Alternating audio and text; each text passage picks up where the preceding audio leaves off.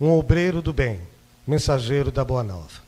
Falar deste é muito fácil, todos o conhecem. Juiz de direito, orador, escritor espírita, integrante do grupo espírita Esperança da Vila Matilde. Grupo maravilhoso.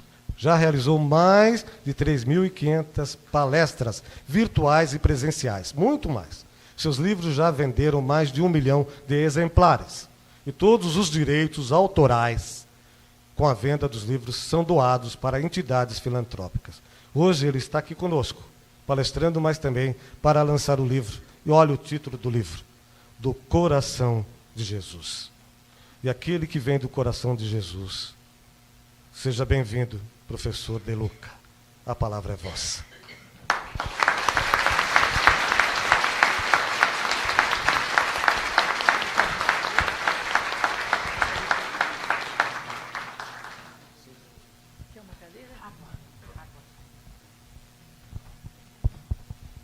Muito boa noite. Paz e alegria a todos. Uma honra poder retornar a essa casa depois de muitos anos, não fugindo dela, né, como disse a nossa presidente, mas estando aqui com muita alegria, com muita saudade desta casa, com muita saudade de Dona Neide Schneider. Foi uma das primeiras pessoas corajosas que, assim que eu comecei a fazer palestras, ela me convidou, né, inclusive para estar nessa casa. Saudades de seu Vicenzo, que sempre foi um grande acolhedor da minha pessoa. E, inevitavelmente, também saudades de Paula Zamp. Não é? E me emocionei quando deslizava os olhos pela plateia, pude ver a Paula sentadinha aqui. Ai, que bonitinho. Então, buscando forças, viemos trazer com muita alegria algumas reflexões desse livro que estamos lançando hoje aqui, no 3 de outubro, que é Do Coração de Jesus. Algumas coisas me inspiraram para realizar esse livro. Primeiro, um resgate, uma memória afetiva da infância, daquele quadro do Sagrado Coração de Jesus, que minha mãe tinha em casa, e eu acho que a mãe de todos vocês também tinha um quadro igual. Não tinha? E eu passava na sala, olhava aquele quadro e me lembrava de Jesus. Então isso ficou muito forte, essa imagem do Cristo coração, que talvez simbolize, na nossa ótica, aquilo que mais importante tem na missão dele, que foi ensinar, mas ensinar nos amando. Porque nem sempre quem ensina ama. Todos nós tivemos alguns bons professores. Alguns a gente se lembra com muito amor. Outros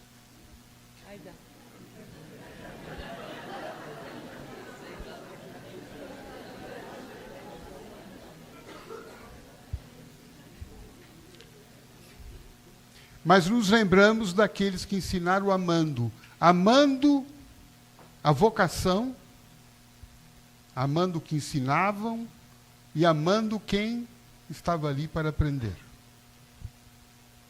E Jesus se afigura como esse mestre que ensinou, exemplificou, mas, sobretudo, antes de tudo e mais do que tudo, nos amou.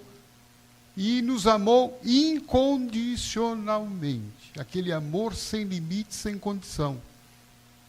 Um pouco diferente do nosso amor, que é um amor condicional. Eu te amo desde que. Não é? E desde que aí tem uma série, tem uma lista. Se você não me, eu não te. Nosso amor é troca. Não é? E o amor do Cristo, ele veio nos ensinar um amor maior. Um amor que não cobra, não exige. Um amor que está por nós independentemente daquilo que a gente faz.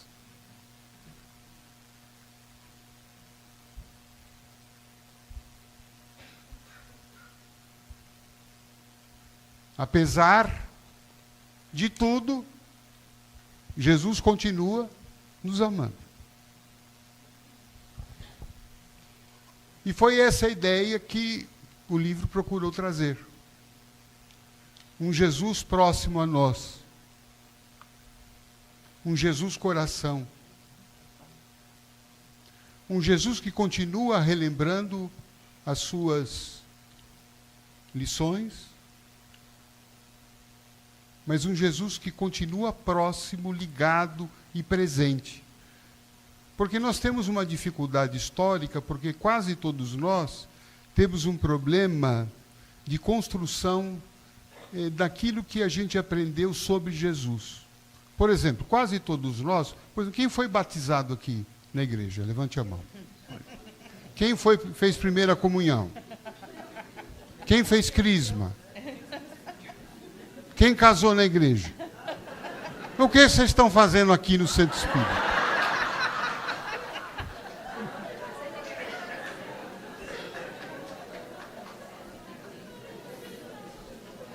Eu não vou nem perguntar quem queria ser padre ou freira, porque vai ter gente aqui.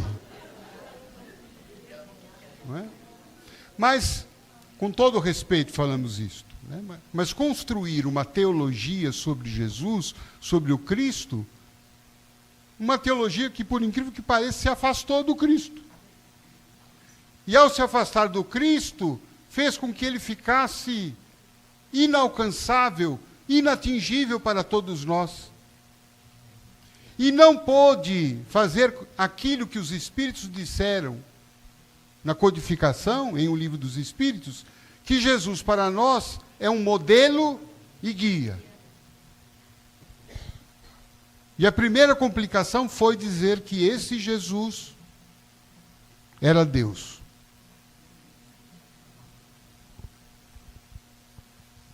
Em momento algum, a gente vê isso nos evangelhos. Quantas vezes Jesus fala no evangelho: meu Pai me enviou. Eu vim trazer a mensagem que meu Pai me revelou. A gente não vê no evangelho Jesus com crise de identidade.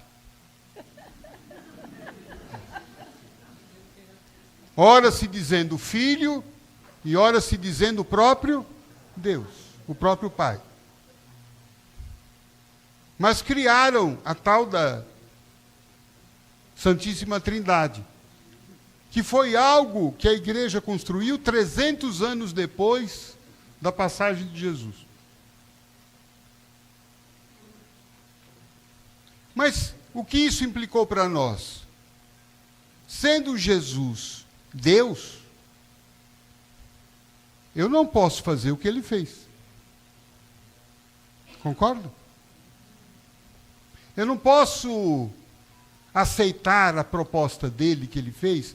Vem e faça o que eu faço. Ame como eu amo. Perdoe como eu perdoo. Não posso fazer isso porque ele é Deus. E sendo Deus, ele foi feito de um jeito diferente de mim. Porque nós fomos criados o quê? Simples, ignorantes. Ignorantes não no sentido depreciativo, ignorantes no sentido de desconhecimento. E Jesus não, já foi criado perfeito, porque ele é Deus. Se ele é Deus, é perfeito. E se um Deus não é perfeito, não é Deus.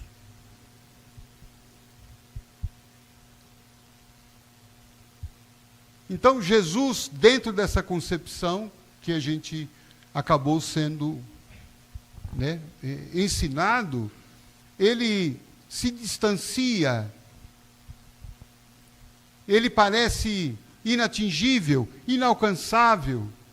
E quantas vezes a gente diz, eu não vou perdoar, porque Jesus perdoou porque ele é Deus. Eu não consigo fazer o que Jesus fez.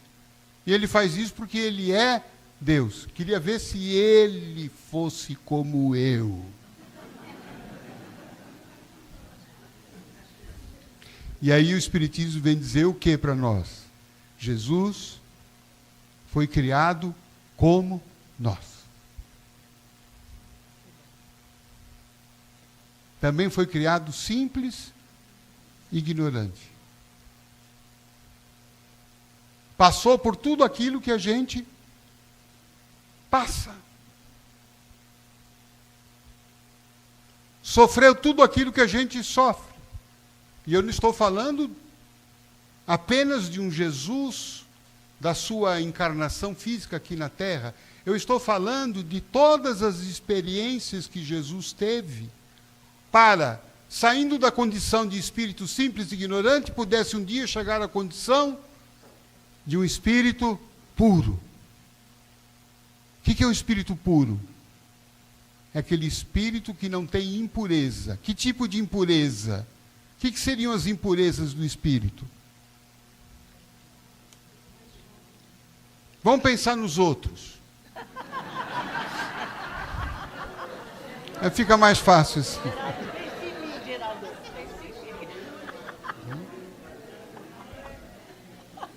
Aquelas coisinhas que os outros têm.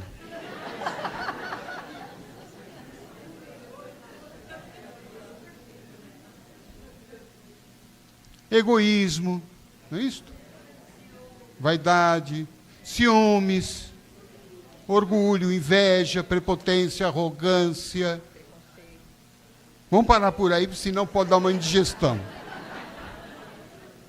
Então Jesus, ele ao longo das suas experiências, das suas encarnações, ele foi se despindo disso.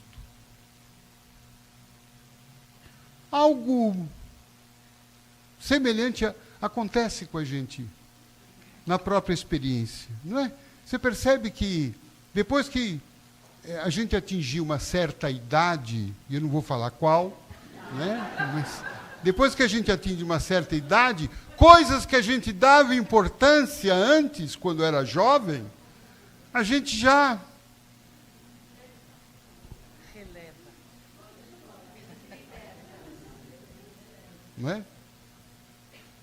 Então Jesus, ao longo das suas sucessivas experiências, e Herculano Pires diz que essas sucessivas experiências foram feitas em outros mundos, diferentes da Terra.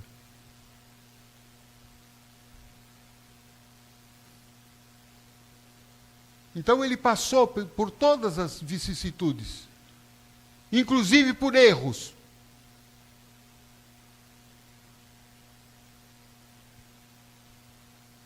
Jesus também errou. Ele se equivocou. Por quê? Criado como um espírito ignorante, como nós, desconhecendo a verdade, o que é certo, o que não é, o que é bom, o que não é, certamente um dia ele fez algumas opções que não eram boas. Machuca isso? A lógica pura.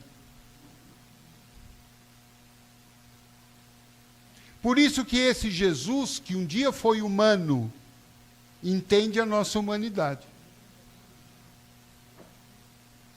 Entende quando a gente cai, quando a gente erra, quando a gente se equivoca, quando a gente ainda não tem uma noção do que é melhor para nós, do que é mais adequado. Porque Jesus nos olha em perspectiva.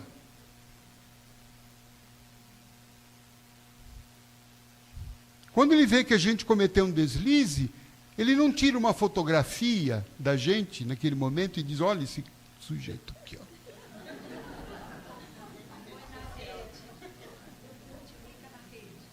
Não é? Ele não faz um xizinho excluído, cancelado do reino de Deus. Não é?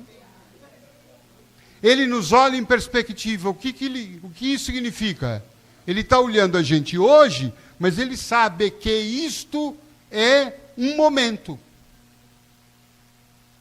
Um momento na história da nossa vida. É uma fotografia, mas não é o filme. Porque ele sabe que amanhã esse espírito, ele vai se depurando. Ele vai se aperfeiçoando. E ele fez isso com os discípulos dele.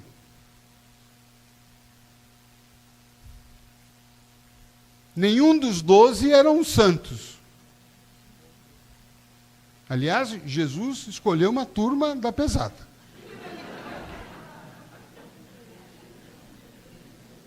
Não é? Pedro apóstolo. Era bronco, era estourado, nervosinho, muitas vezes grosseiro, violento. Quando vieram prender Jesus, vocês lembram dessa passagem? Vieram prender Jesus, o que é que o Pedro fez? Cortou a orelha do soldado. Olha que homem espiritualizado.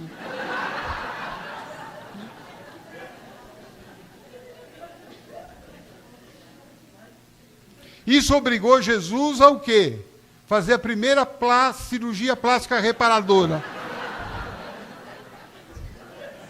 Está lá no Evangelho.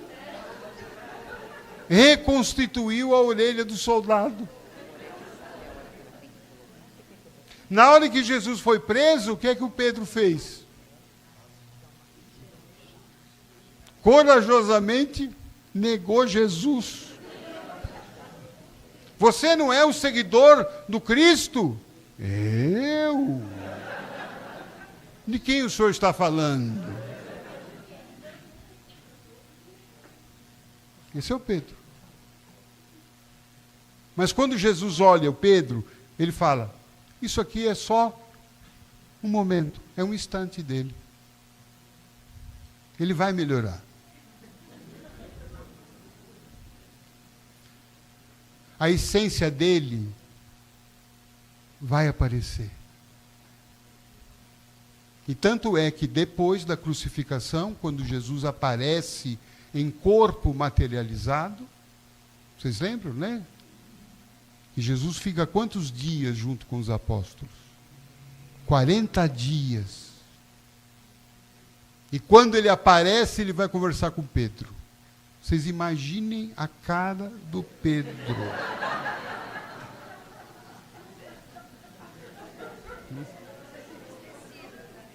Jesus fala, o Pedro devia falar, o que é que eu vou ouvir agora? E Jesus vem e faz 3 perguntas para o Pedro. Ele não faz nenhum sermão, não critica, não é? Não repreende. Ele não chega para Pedro, Pedro, você me deixou na mão aquela hora, né? Você é um fujão. Não, ele faz 3 perguntas que vocês vão lembrar. Pedro, tu me amas?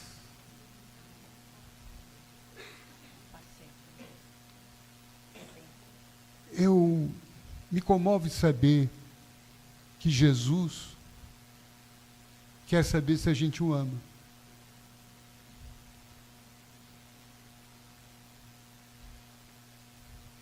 E há passagens no livro aqui em que ele diz, porque o livro é escrito na primeira pessoa de Jesus.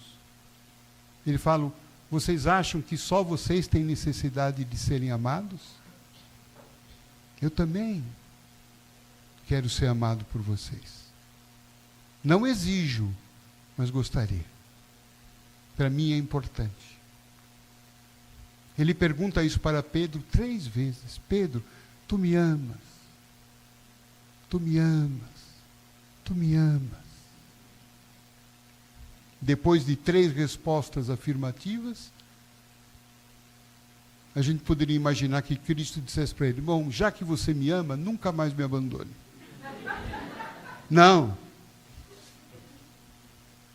Então, Pedro, se tu me amas, apacenta as minhas ovelhas, cuida das minhas ovelhas, ajuda as minhas ovelhas. E Pedro então se torna o líder da comunidade cristã. E dizem que depois desse episódio, Pedro vai aflorando em espiritualidade, em bondade, em caridade, e se torna um discípulo que por onde ele passava, a sombra dele curava as pessoas. Está lá em Atos dos Apóstolos. E quando ele é preso como seguidor do Cristo, e por ser seguidor do Cristo, e ele é levado à cruz,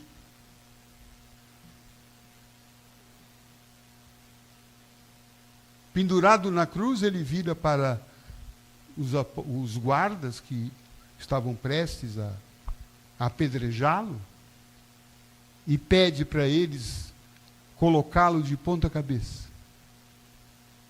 Eles perguntaram, mas por quê? Porque eu não sou digno de morrer como o meu mestre morreu.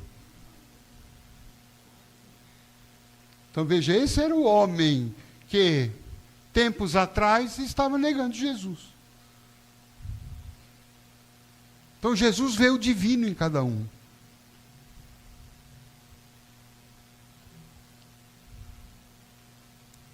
E ele vem ao mundo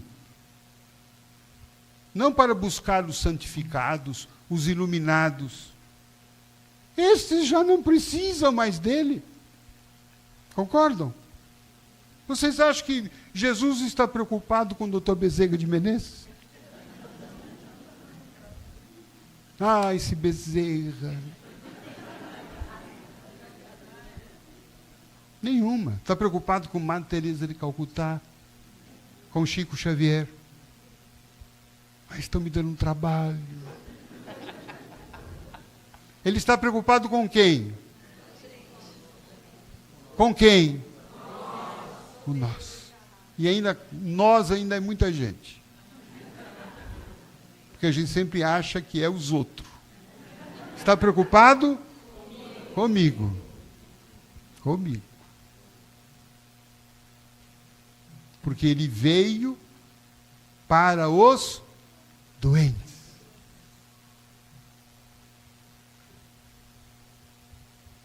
Não sei se vocês já se deram conta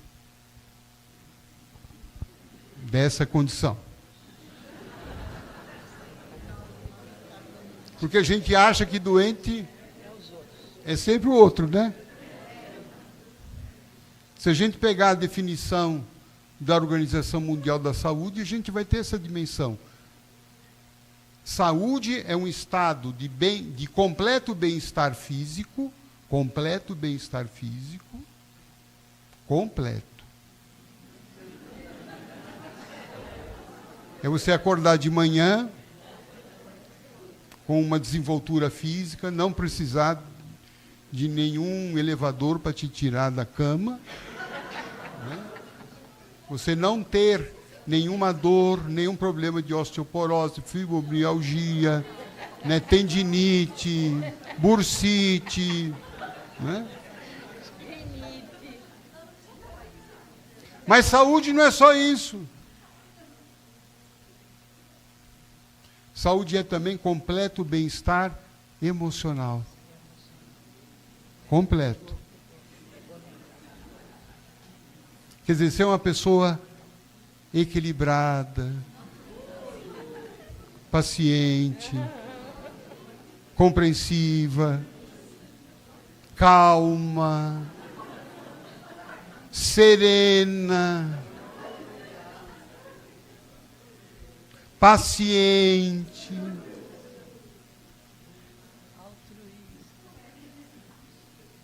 Então, quem aqui está doente? Levante a mão.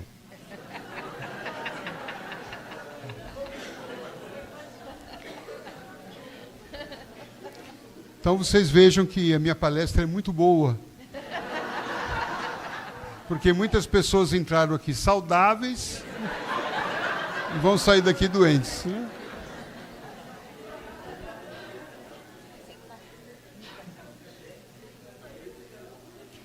Então Jesus veio para nós, os doentes, os perturbados.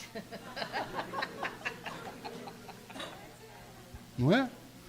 No Evangelho segundo o Espiritismo, vocês vão ver um trecho ali em que Jesus, em que Allan Kardec fala que ele dá 3 exemplos do que a Terra se assemelha.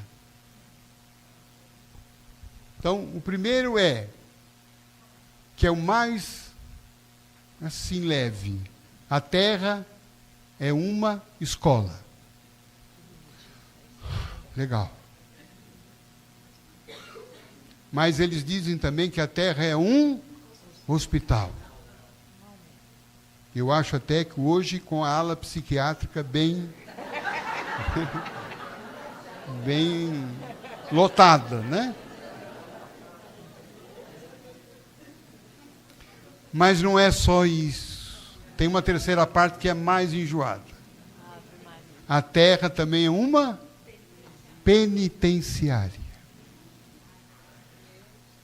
Essa parte dói mais, né?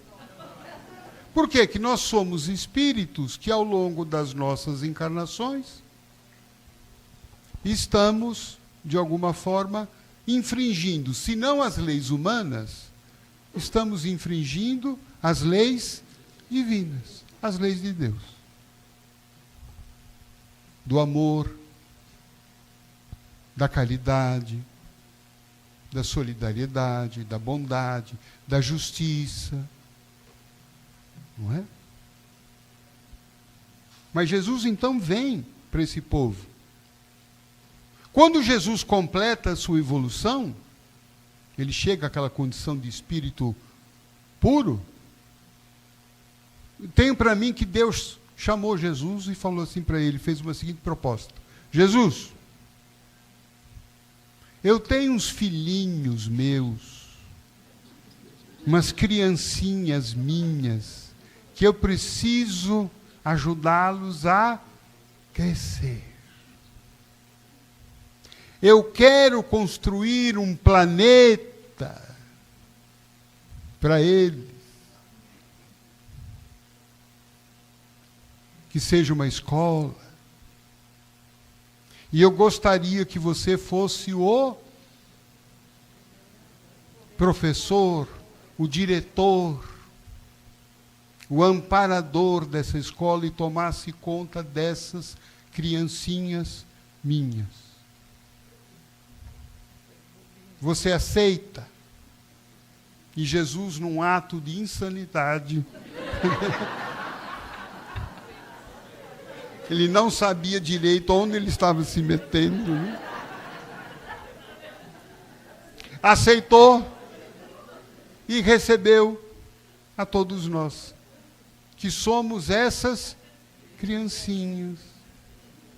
Vocês sabem que, certa feita, o Espírito Emmanuel chegou para Chico Xavier e falou: Chico, você sabe qual é a visão que os espíritos de grande evolução têm quando eles olham para a Terra? O Chico disse: não sei.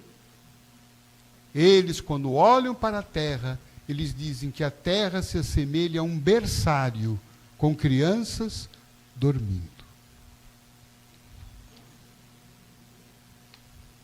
Um berçário com crianças dormindo.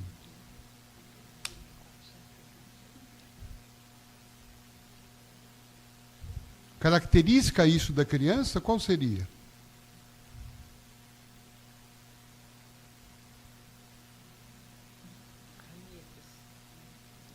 Crianças de berçário são bebês, não é isso? O bebê, quando ele nasce, sob o ponto de vista pedagógico dele, seu desenvolvimento, a noção que ele tem do mundo é muito restrita, é tão restrita que ele chega, a sensação dele é que ele é o mundo.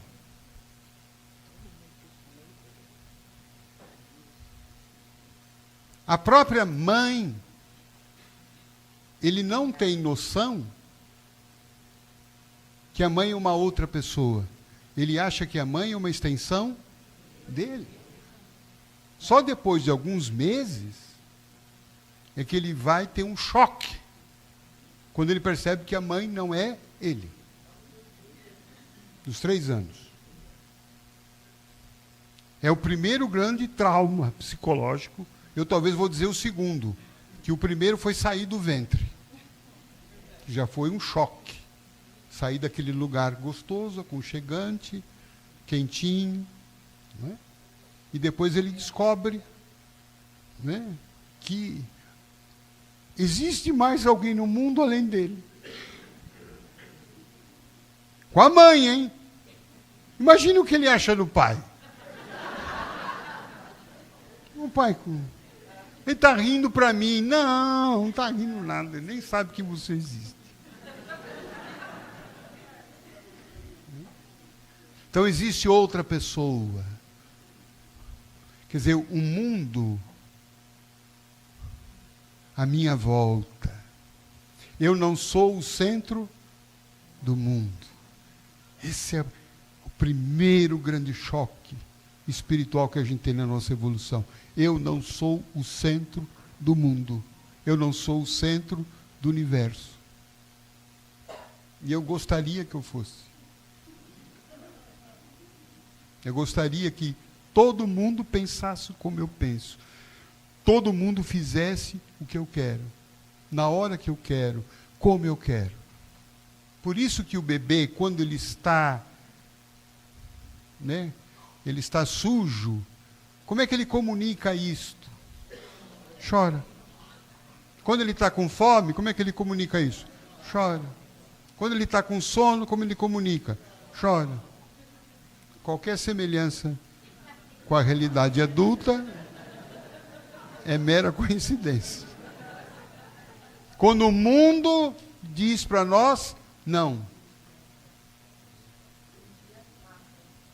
Não é? Quando o mundo tem um outro caminho, tem um outro pensamento. Quando as pessoas não estão ali para nos atender.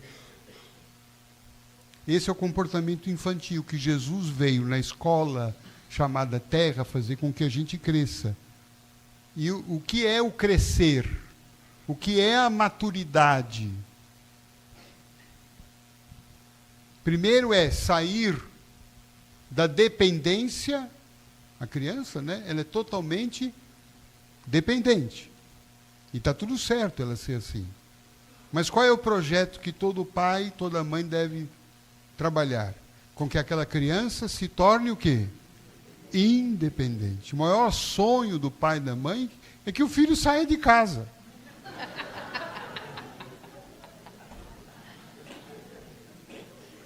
Eu já sei que eu mexi com algumas coisas. Quer dizer, não é só sair de casa, é sair com independência, ser dono da própria vida, ser responsável pela própria vida. E o segundo indício da maturidade é saber lidar com o outro, respeitar o outro. Não se pôr numa condição de superioridade, ser justo com o outro.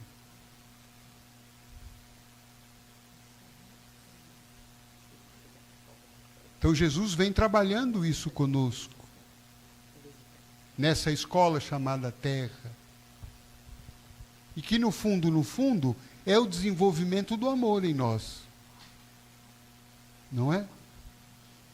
O amor por nós mesmos, no sentido de que eu sou o primeiro responsável por mim, eu preciso me amar, porque não posso dar aquilo que não tenho. como está naquela música do Djavan, se não me falha a música Oceano, em que ele diz, sabe lá o que é não ter e ter que ter para dar.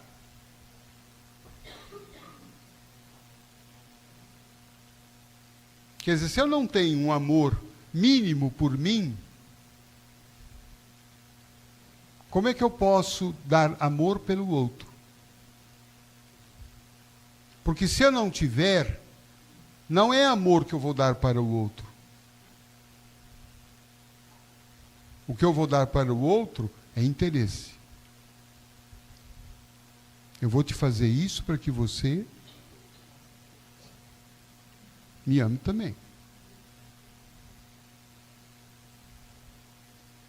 Algumas pessoas dizem assim, me comunicam, De Luca, você sabe que eu vou casar? Eu falo, por que você vai casar? E a pessoa fala assim, é porque eu quero ser feliz. Então eu falo, então não case. Não case. Então, veja o raciocínio. Eu quero me casar para que o outro me.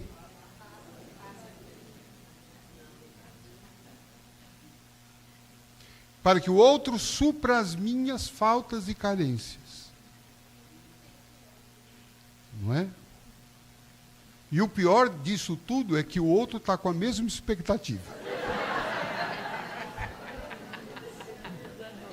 E a gente não combina isso antes, né? Então Jesus traz essa proposta do amor que começa em nós, o auto-amor, a autoaceitação, o bem-querer de si mesmo. E isso nos faz tão bem que a gente pode transbordar isto para os outros à nossa volta. O melhor presente que eu posso dar para o outro é eu estar bem comigo. Porque se eu estiver péssimo comigo, inevitavelmente eu vou estar numa condição negativa com os outros. Não é? Para bem tratar o outro, eu preciso começar bem tratar a mim, me aceitar, me perdoar, me equilibrar, fazer o bem para mim. E aí isso me asserena, isso me acalma. E isso então me possibilita ter relações melhores com as pessoas. Porque muitas vezes nós estamos tão negativos conosco mesmo, estamos nos autodepreciando, nos autonegativando, sendo cruéis conosco, exigentes demais, perfeccionistas demais. Nada nos consola, nada nos agrada, nada está bom, nunca é o suficiente. A gente vê defeito em tudo, vê defeitos na gente, e aí começa a ver defeitos no mundo, vê defeito nas pessoas, e a gente se torna negativo, se torna excessivamente crítico, reclamão, queixoso, rebelde, revoltado. A gente entra num estado de auto-obsessão. Porque toda obsessão começa com uma auto-obsessão. É aquele momento em que a gente fica tão negativo, num movimento tão contrário ao amor, que nem mesmo o obsessor, quando se aproxima de nós, ele suporta ficar ao nosso lado. Ele chega a ver, nossa senhora, hoje ela está atacada hoje. Aí o obsessor vem, eu vou lá no 3 de outubro tomar um passe. Não é? Há uma música do Chico César, em que ele diz assim, no comecinho, Deus me proteja de mim. Não é? Deus me proteja de mim.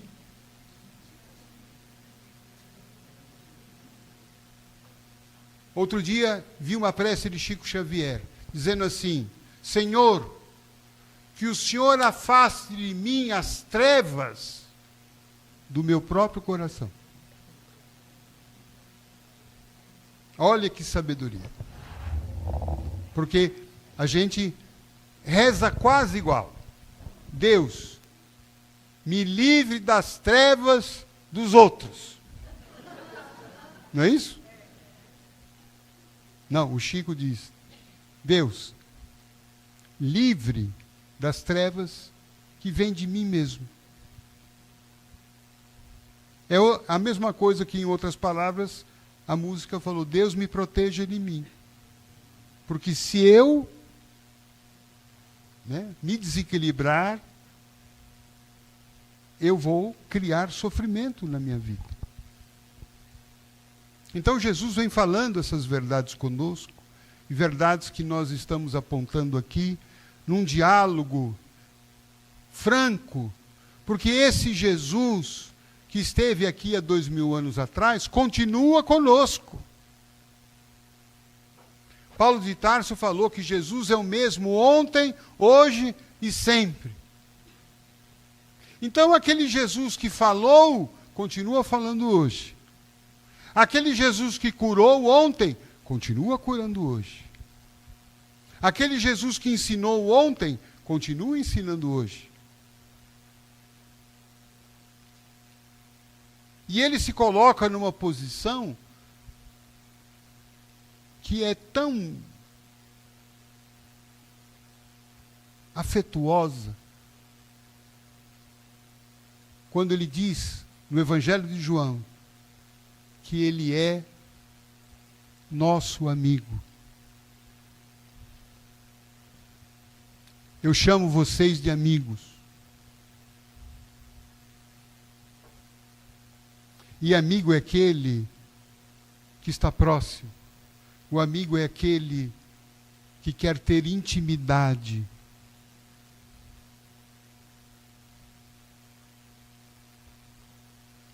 O amigo é aquele que está em todas as horas ao nosso lado. O amigo é aquele que nos aceita, apesar das nossas quedas.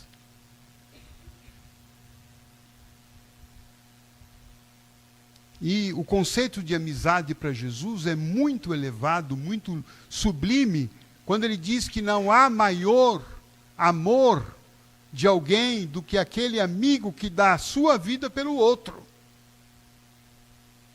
Então, para Jesus, amigo não é colega, não é amigo de internet, de rede social.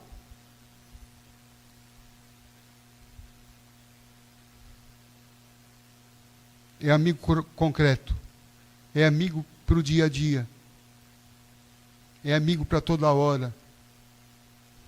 Daí porque ele falou no Evangelho das últimas palavras, quando ele disse: eu estarei com vocês até o fim dos tempos, até o fim dos séculos. Eu estarei com vocês. Ora,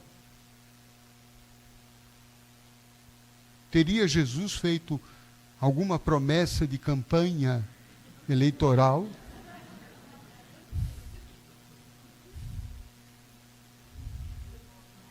Não. Eu estarei com vocês. Todas as vezes em que vocês orarem em meu nome, eu estarei junto.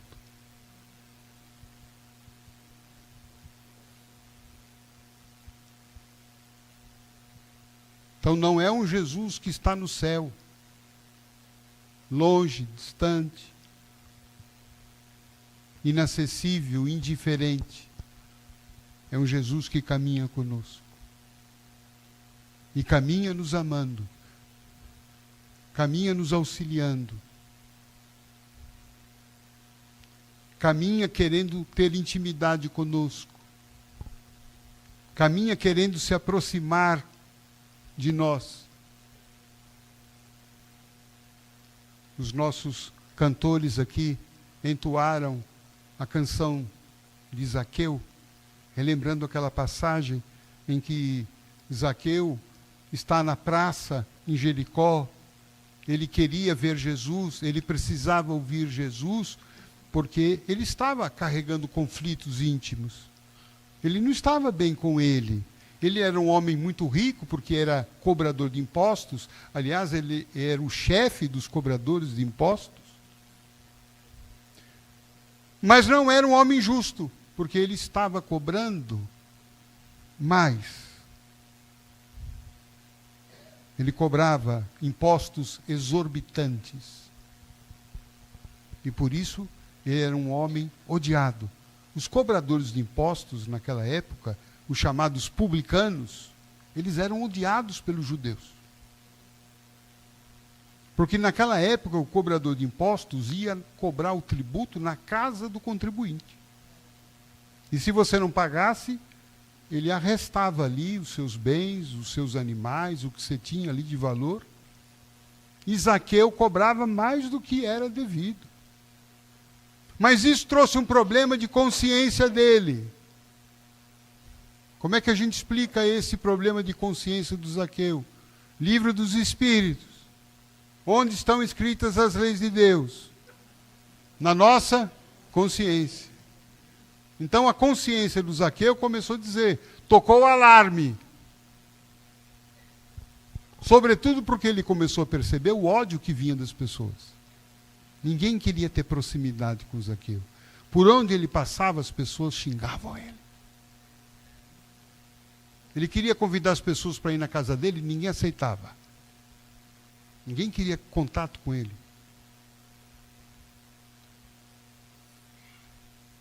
A família de Zaqueu também sofria. Sua mulher, Dona Zaqueia, também não tinha amigos.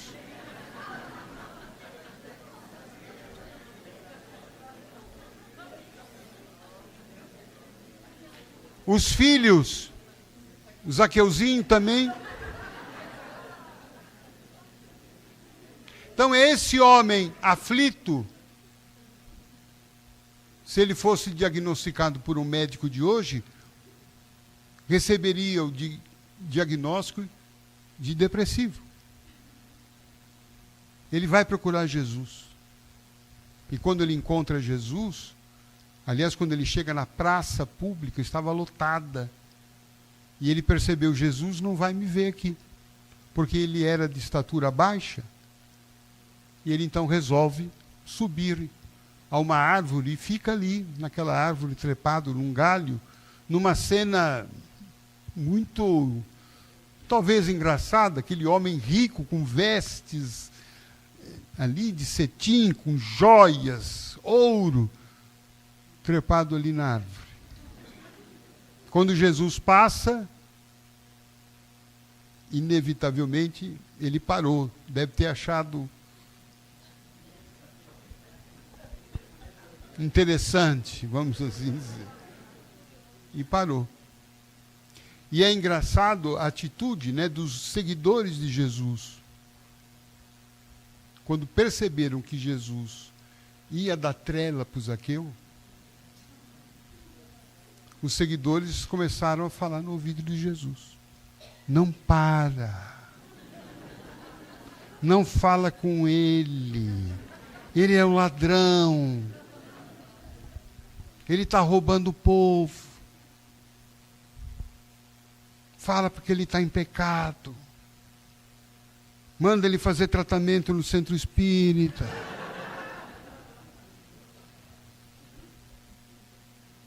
E o que é que Jesus, a atitude dele? Ele vira para Zaqueu e fala, Zaqueu, desce.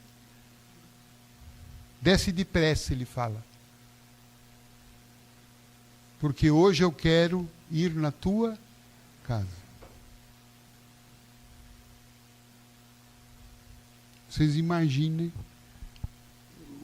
o que aconteceu, o que Zaqueu sentiu naquele momento. O Evangelho diz que ele desceu correndo. Eu tenho para mim que ele caiu naquele momento.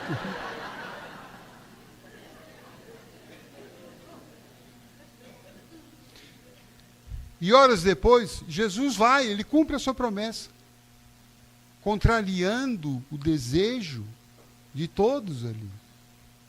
Jesus entra na casa de Zaqueu. Por isso que a música diz: entra na minha casa. Era o que Zaqueu mais queria. Mas eu penso que o conceito de casa talvez seja mais amplo do que simplesmente o ambiente do nosso lar. É também a nossa casa interior. O quanto que a gente, sinceramente, pode falar para Jesus: entra aqui dentro.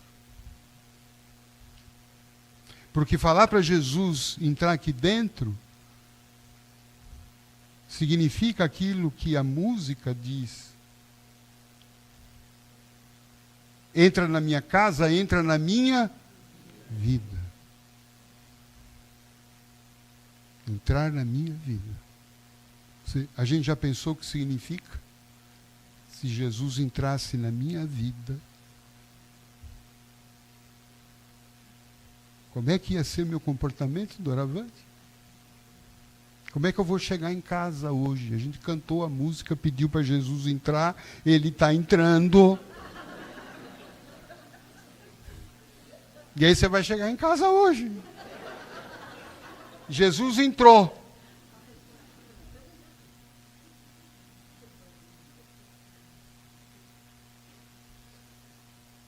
Porque Jesus entrar mexe com as minhas estruturas. Não é isso que diz a música? Quais são as minhas estruturas hoje? No que eu estou apoiado hoje? Quais são os meus tesouros hoje?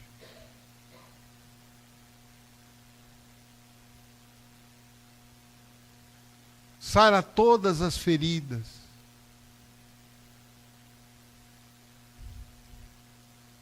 Porque tem muitas feridas que eu não quero que cure, né?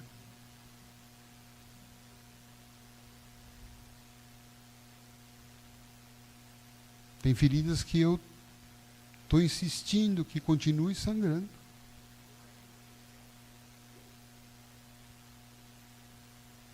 Então veja, esse Jesus que quer entrar na nossa casa. E ele entrou na casa do Zaqueu.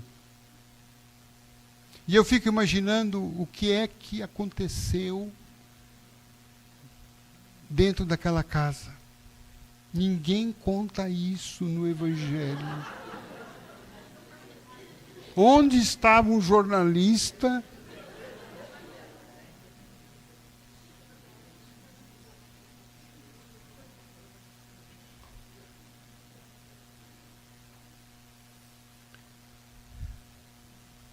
Então a minha imaginação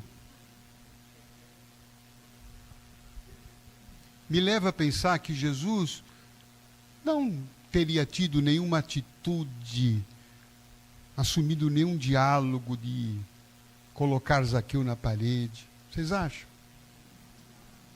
Até porque Jesus, primeiro, ele se autoconvidou para ir na casa do Zaqueu. Não me parece que combina com Jesus que ele ali se autoconvidando, ele entrasse na casa do Zaqueu e falasse: Zaqueu, senta aí. Você é um ladrão, você é isso, você está errado. Eu creio que naquela noite foi algo muito mágico. Porque Jesus estava lá para amar Zaqueu. E ele sentou-se à mesa com Zaqueu. Comeu a refeição que Dona Zaqueia deve ter preparado. Imagino que deve ter sido um peixe. Deve ter tomado uma taça de vinho com Zaqueu. E eu fico imaginando a reação de Zaqueu.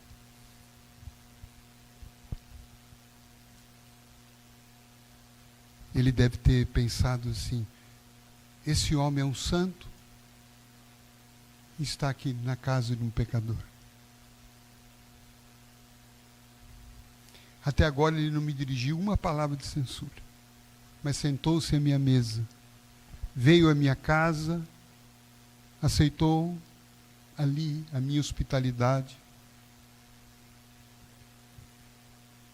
Veio aqui quando ninguém quer vir. Não me acusou quando todos me censuram. E me olha com amor. E deve ter sido tanto amor, que aquilo foi um fogo que deve ter tomado conta de Zaqueu. Uma revolução.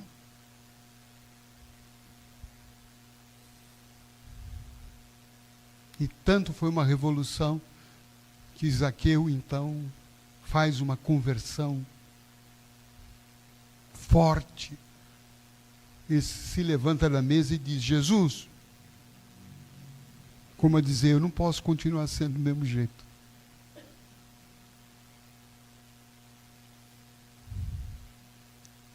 Se eu roubei alguém, eu vou devolver 4 vezes mais aquilo que eu tomei.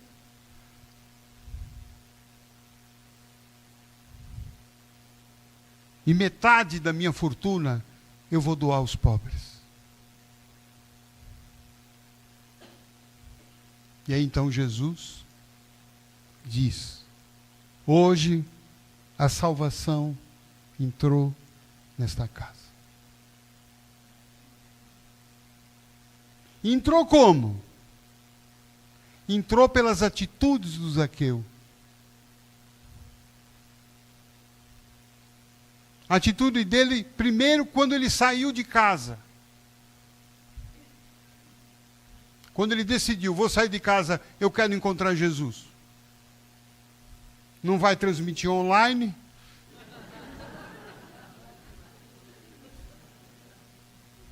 Eu vou lá. E depois, quando ele sobe na árvore, quero ver Jesus.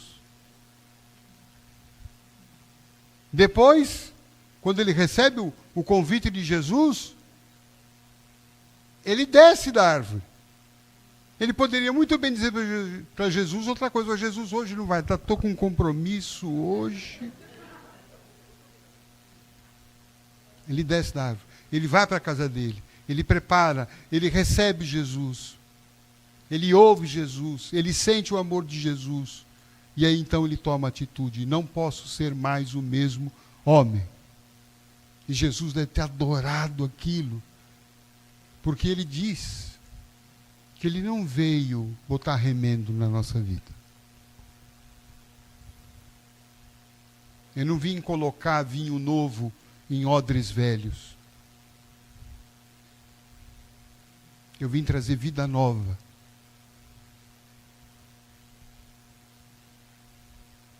Então, nesse sentido, Jesus é revolucionário. Ele não quer passar uma pomadinha. Para que a gente continue mesmo. Muitas pessoas nos procuram no centro ou em outras atividades espíritas. Estão com um problema sério, um problema de saúde sério.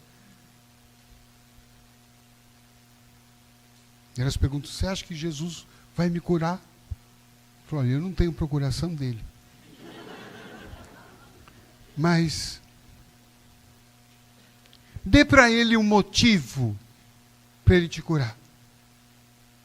Assim como o Zaqueu deu, né?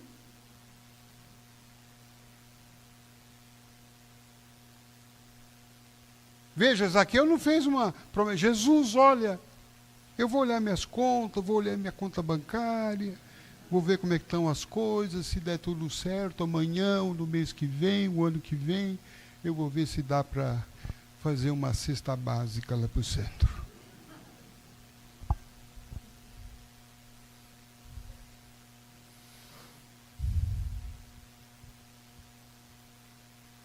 Dá um motivo para que Jesus cure.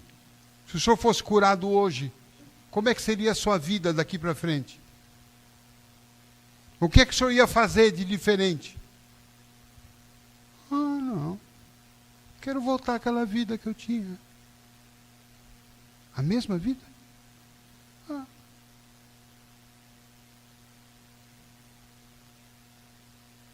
Nada diferente. A mesma vida que levou o senhor a essa doença de hoje.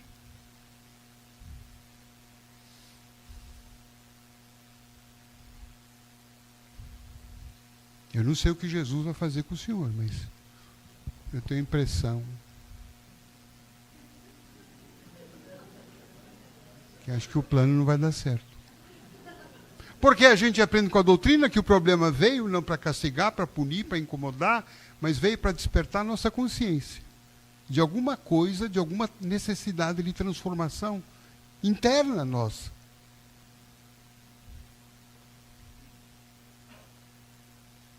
Veio sacudir.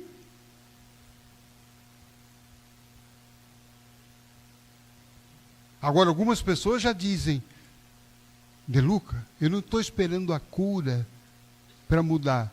Eu já estou mudando. E eu percebi o quanto que eu era doente. Eu estava doente antes da doença chegar. Olha que coisa linda isso aqui. Eu percebi que eu já estava doente antes da doença chegar. E eu pergunto: explique melhor isto. Eu estava uma louca, eu estava surtada, eu estava brigando com todo mundo, eu só queria saber de ganhar, acumular. Eu não tinha tempo para mim, eu não tinha tempo para amizades, eu não tinha tempo para almoçar com meu filho, eu não tinha tempo para conversar com os meus amigos. Eu vivia brigando com todo mundo, brigava no trânsito, brigava.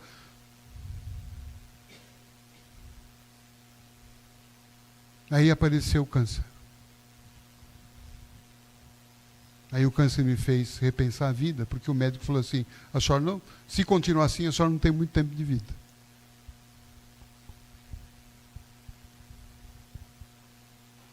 Então eu já comecei a mudar. Eu já não me importo com algumas coisas que eu me importava tanto antes.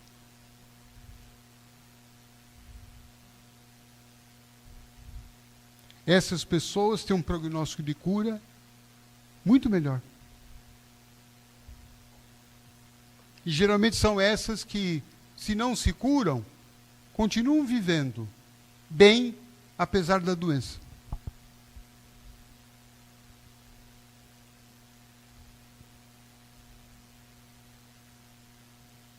Então essa é a mensagem de Jesus, e para isso ele vem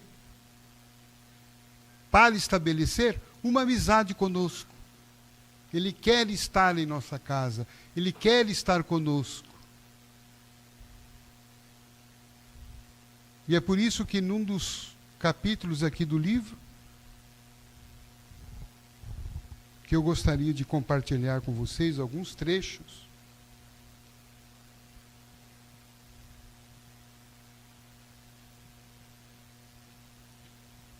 onde a gente vai ouvir Jesus falando diretamente. Ele fala assim conosco: meu bom amigo,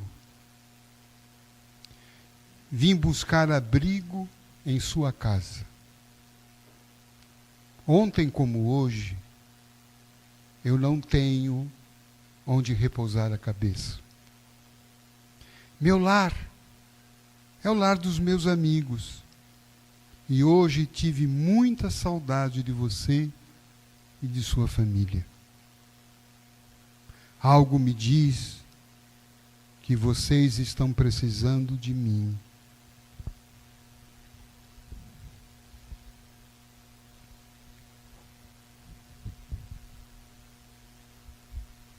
Muitos lares, porém, não guardam um momento de comunhão comigo.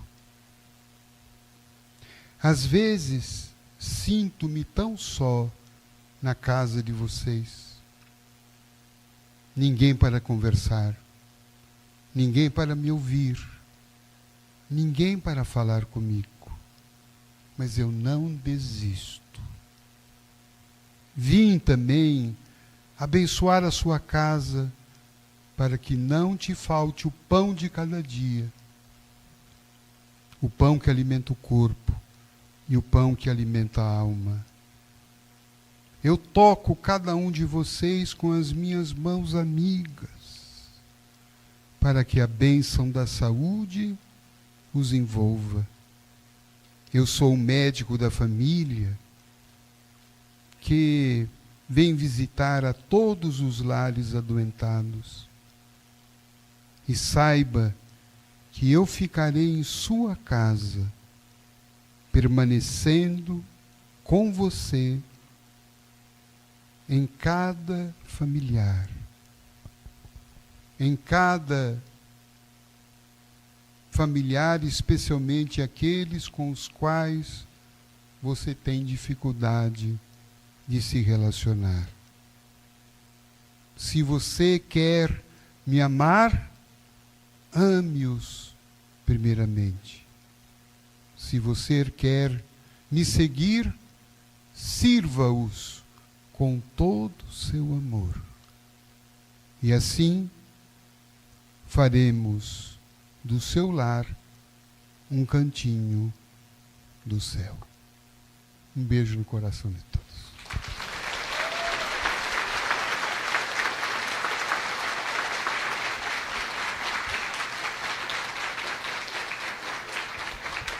Muito obrigado.